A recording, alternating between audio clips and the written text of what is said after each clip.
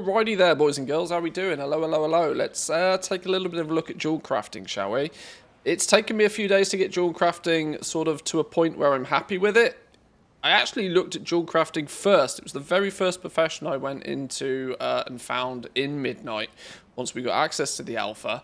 But I took a few days to go grab some ore. We did our herbalism and mining video just yesterday. I've used some of the ore from that to have a little poke around with things like prospecting, because that's that's a big feature of jewel crafting. It always has been, and it is following forward. Now, of course, standard disclaimers. This is week 1 of alpha. We're at no way anywhere near doing prospecting rates or anything of this nature. That's a end of beta kind of adventure. Today I just want to take a quick little look at jewel crafting, what it has to offer. There's a few subtle differences, a few tweaks, a few changes, but not anything major. We're still the kings of cutting gems, but the processing, the prospecting, and then the crushing to get some of our dust is where the maths is in jewel crafting. This is why jewel crafting has always been one of my favourite professions, because it feels like you got to put a little bit of effort in to get the materials at the best price, and if you do that, you can often squeeze out that little bit more profit from the profession. And it's a mathy, it's a geeky kind of profession. I kind of quite like it.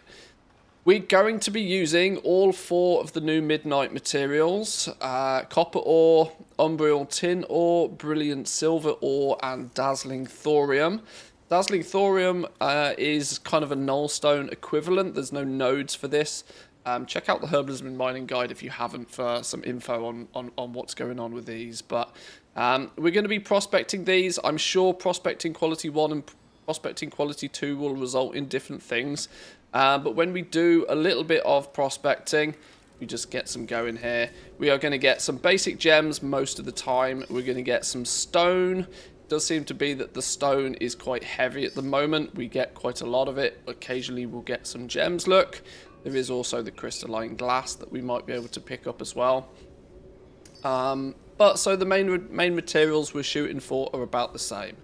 I did notice that prospecting copper is pretty much exclusively going to give us these green, the uncommon, the basic gems. These aren't going to really be super lucrative. I don't think. They never really are. I can't imagine anything dramatic is going to change with them. I think we're still going to be shooting for the rare, or what they referred to as flawless, variations of the gems. Those can be acquired by prospecting either the tin ore or the silver ore. You seem to have a higher chance of getting those. But like I said, this is not really designed to be like, this is the rates of prospecting, this is the best thing to prospecting. This is just some early observations. I should also point out, at the moment it only takes 1 piece of ore to do prospecting on it. I'm really hoping that's just them doing as a solid for the purpose of testing at the moment. This, to some people, only using 1 piece of ore to do prospecting sounds like fantastic, but it's actually not what you want.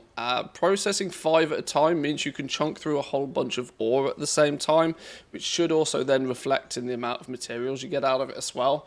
Can you imagine how long it would take to process just 1 stack of ore if we have to do it like 1 at a time? Oh, it'd be horrible.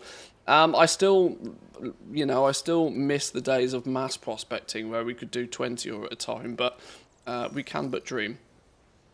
Anyway, we're going to prospect some ore, we're going to get some gems from doing it, we're going to get some stone, we're going to get some glass, and then we're probably going to take some of these basic gems, I would imagine, and crush them down, because crushing them along with some of the dusk-shrouded stone is what's going to give us our dust. It's going to give us our glimmering gem dust.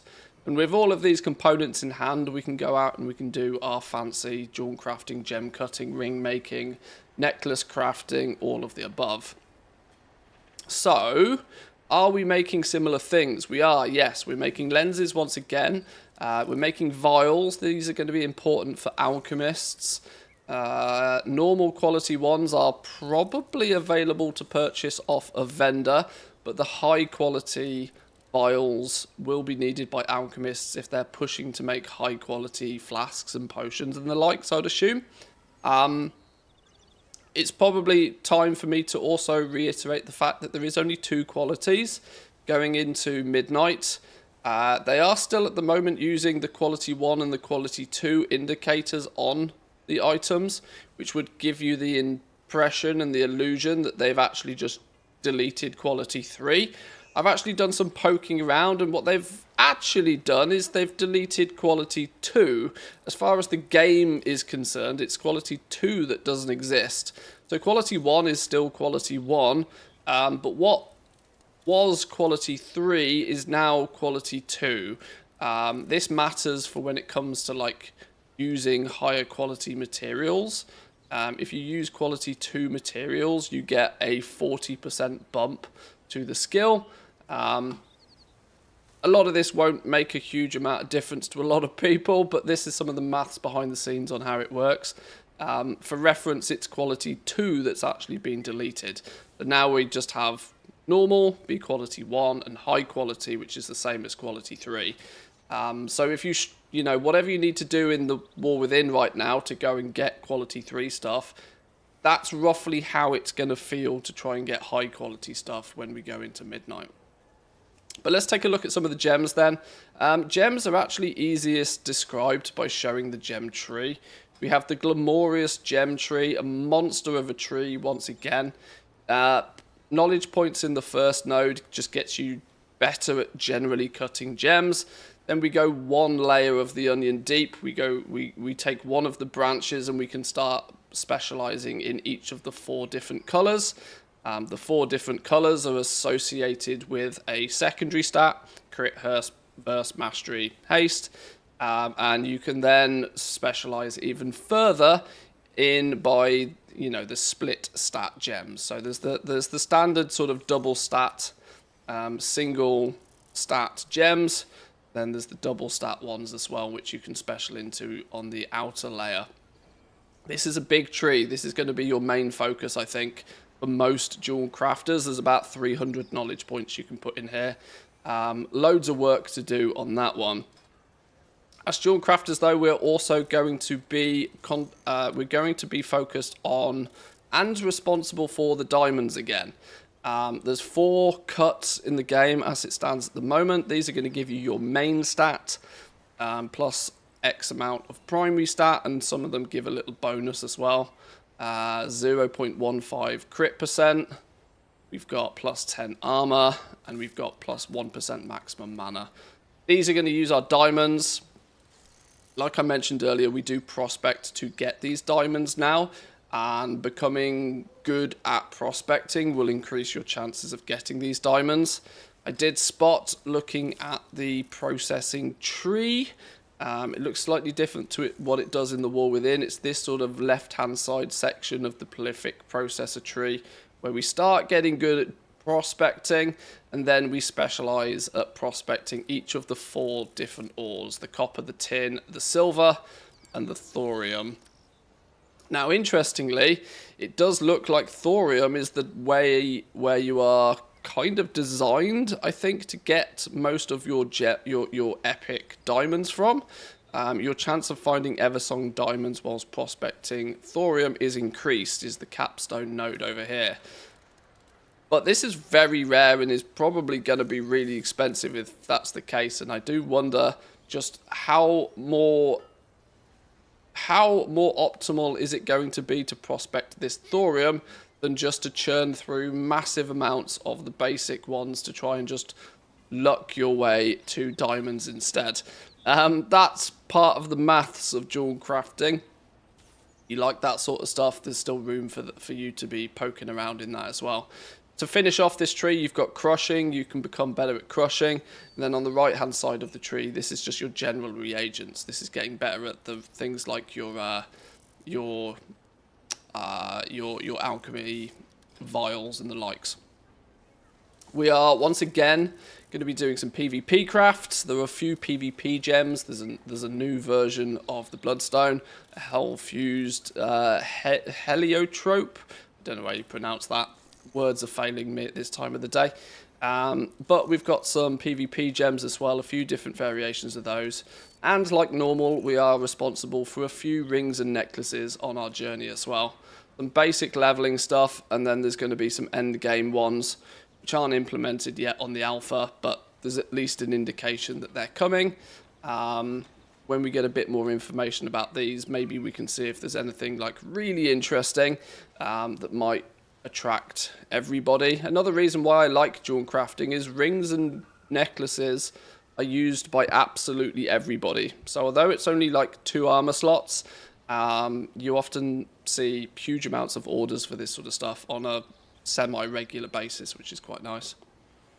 Jewel crafters are also crafting a few pieces of profession tools for other people. Not as much as some of the other big professions like blacksmithing, but we are doing a few. Interestingly, we do once again make one of our own accessories, which means we're at least responsible for one. We'll only have to source one of our accessories and our tool from elsewhere.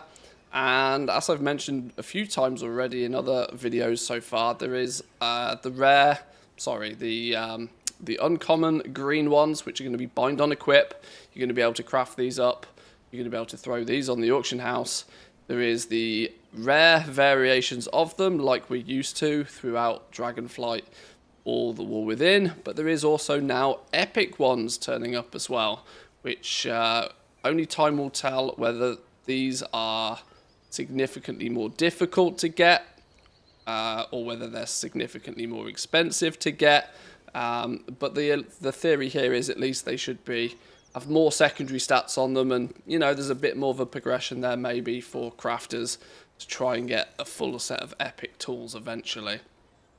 But that's the fundamentals of jewel crafting. Not a huge amount, as you can see, is changing.